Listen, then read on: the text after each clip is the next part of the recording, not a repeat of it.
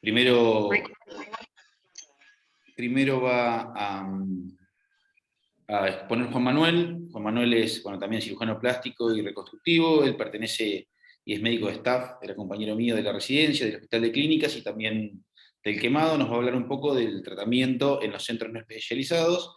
Y posteriormente Santiago, que es el jefe de la unidad de quemados del Hospital Garrahan y también es staff del Hospital de Quemados de Arturo Illia de la Ciudad de Buenos Aires, va a hablar más específicamente del tratamiento en pacientes pediátricos. Así que espero que todos puedan aprovechar la charla. Cualquier duda pueden dejarnos sus preguntas en el chat y una vez que terminen de exponer podemos conversar acerca de las dudas. Así que le doy el paso a Juan y bueno, gracias. Bueno, buenas noches, ¿cómo están todos? Espero que se escuche, me dicen si no se escucha bien el audio. ¿Se escucha bien, Jero? Sí, perfecto, Juan. Bien. Eh, bueno, yo voy a compartir mi pantalla. Bien, me avisan si se ve bien.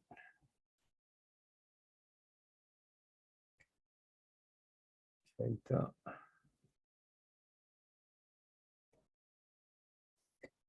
Bueno, primero, bueno, agradecerles bueno, la posibilidad de la presentación. Espero ser práctico y que se entienda. Eh, ¿Está? Bien. Como bien, bueno, me presentó Jerónimo, éramos compañeros en la residencia, también soy compañero del doctor Laborde. Eh, para empezar y adentrarnos un poquito en lo que es las quemaduras en sí, siempre es importante definirlas y saber que es una lesión producida por calor o por aumento de temperatura de cualquier origen. Y cuando digo también de cualquier origen, también tengamos en cuenta lo que son las quemaduras químicas, lo que son las quemaduras eléctricas, y también están descritas las quemaduras biológicas, como por ejemplo por algunos organismos como las medusas, ¿sí? Eh, Cuando generalmente tenemos un paciente, que puede ser como el de la foto, ¿sí? Generalmente es de consulta ambulatoria, o puede ser un paciente que esté internado y que nos pueden interconsultar, y haciendo más referencia cuando somos cirujanos generales, si bien nos vamos a enfocar en cómo tratar esa quemadura, también es muy importante hacer una correcta anamnesis, ¿sí? Siempre teniendo en cuenta los factores que pueden alterar la cicatrización de los pacientes. También vamos a ir recabando información de la etiología, como dijimos en la primera diapositiva. Vamos a ver cómo podemos diagnosticar la profundidad, vamos a ver la extensión, en qué nos va a ayudar, dónde está localizada. No es lo mismo una quemadura que está localizada en abdomen a que esté localizada en una rodilla o en un codo. Si son pacientes generalmente con otras lesiones concomitantes, un politraumatizado, ¿sí? Que a veces nos pueden hacer la interconsulta. Y también vamos a tener en cuenta el nivel socioeconómico del paciente, más que nada para adaptarle la curación en cuando es un paciente que lo podemos referir ambulatoriamente, ¿sí? Entonces, teníamos un paciente con una quemadura leve, pero tenemos un paciente con una quemadura grave que muchas veces nos va a tocar tratar siendo cirujanos generales, que por ahí no tenemos la posibilidad de derivación, pero que sabiendo cosas básicas, por lo menos le vamos a brindar la atención al paciente hasta que sí lo podamos derivar, que es lo correcto, ¿sí? Bien, para continuar nos vamos a enfocar en cómo yo voy a hacer el diagnóstico de la quemadura, ¿sí? En la profundidad, extensión y localización. Una cosa a tener en cuenta, como para pensar, son las zonas de Jackson, ¿sí? Que esto es de 1953. Jackson lo que describió es que en toda quemadura vamos a tener una zona central de coagulación, que es de necrosis. Hay una zona intermedia, que es de éstasis, donde tenemos vasoconstricción arteriolar y tenemos vasodilatación venular. Y vamos a decir que esa zona, la intermedia, es la zona, digamos, de penumbra isquémica. ¿Por qué? Porque en la zona más periférica tenemos la zona hiperemia, que es la zona de inflamación que me va a tratar de limitar ese daño, y que si nosotros sabemos tratarla adecuadamente, esa zona de penumbra isquémica intermedia va a pasar a ser una zona que se va a cicatrizar y no va a pasar a ser una zona que se necrose, ¿sí? Entonces, en eso tenemos que apuntar el tratamiento. A veces nos pasa que por ahí tenemos que ir en una ambulancia, entonces, para, digamos, no hacer una lectura de esto, sino para dejar siempre, digamos, las cosas claras, siempre vamos a tener que tener en cuenta la permeabilidad de la vía aérea, que es lo primero que vamos a hacer, siempre sabiendo que son pacientes que pueden tener una lesión térmica de la misma. Le vamos a sacar la ropa al paciente porque tenemos que cortar todo agente que esté produciendo la quemadura, lo vamos a enjuagar o vamos a ¿cómo es? Mojar sábana o lo más limpio que tengamos para envolverlo al paciente y para enfriarlo, pero también tenemos que tener en cuenta que tiene que ser un paciente que no tiene que perder calor, o sea que lo tenemos que equilibrar y que lo vamos a tener que derivar al centro hospitalario más cercano, ¿sí? Bien. En cuanto a la evaluación inicial y haciendo más hincapié en la sospecha de la lesión por inhalación, acá podría claro que es la intoxicación por monóxido de carbono, pero sepamos que no es la única, ¿sí? El paciente también puede tener lesión por gases irritantes, por polvillo, por carbón.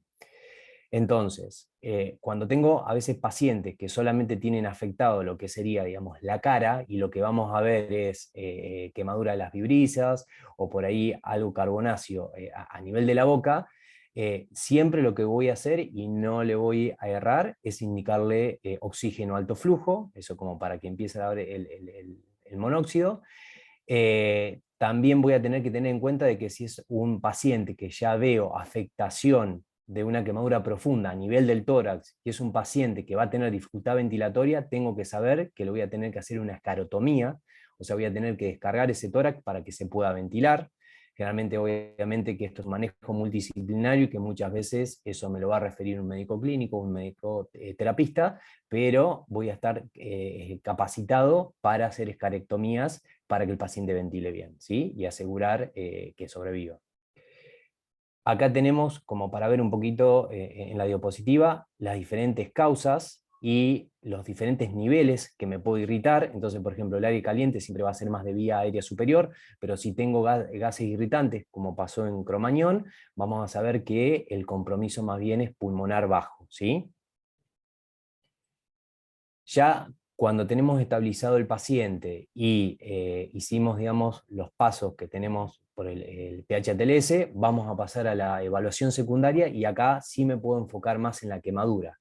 Bien, y volviendo a repetir casi los mismos pasos, pero en base a la quemadura voy a tener en cuenta la etiología, voy a tener el tiempo de evolución de la quemadura. No es lo mismo cuando refiero, digamos, veo un paciente en el momento agudo que un paciente que por ahí me refieren que ya lleva 4 días de quemados. Vamos a ver el mecanismo del accidente, siempre sospechar, vuelvo a insistir con la lesión de la vía aérea, porque a veces es un paciente que el único signo que vamos a tener es la quemadura de las vibrisas o la quemadura de la boca. Entonces, si fue un espacio cerrado, si en el momento que retiraron al paciente del lugar había material en combustión, o si me traen un paciente con pérdida de conciencia, vuelvo a indicarle oxigenoterapia, y va a ser un paciente que lo tengo que evaluar para ver si va a necesitar una intubación profiláctica. ¿Bien? Y ya después vamos a ver la extensión y profundidad, y vamos a ver localizaciones especiales. Para una manera práctica del diagnóstico de la extensión de la quemadura, tenemos la palma de la mano, ¿sí? No es mi palma de la mano, sino la palma de la mano del paciente. Entonces, siempre sé que la palma de la mano del paciente es 1%, y de esa manera voy a tener más o menos el cálculo de la extensión, que siempre que tenga que derivar un paciente es un dato importante. También podemos tener como ayuda a memoria, yo voy a mostrar la historia clínica que tenemos en el Hospital de Quemado, como para acordarnos de la regla de los 9, la pueden encontrar como la regla de Punansky y Tennyson, y también la escala de Wallace, que a veces difieren un poco los porcentajes, pero que también es una manera práctica de tener el conocimiento de la extensión de la quemadura.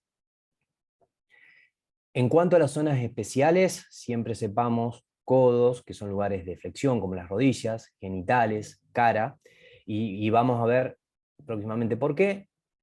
Acá tenemos que en los niños es totalmente, vamos a decir, diferente. El doctor Laborde nos va a referir un poquito más en su charla acerca de los pacientes pediátricos. Bien, hice el diagnóstico de extensión. Ahora voy a ver qué tipo de quemadura tiene, y vamos a ver que la quemadura que por ahí como comúnmente conocemos como de primer, segundo y de tercer grado, es una manera más práctica de clasificarla, es como dijo el doctor Benaim, que es tipo A, tipo AB la intermedia o de segundo grado, y tipo B la de tercer grado.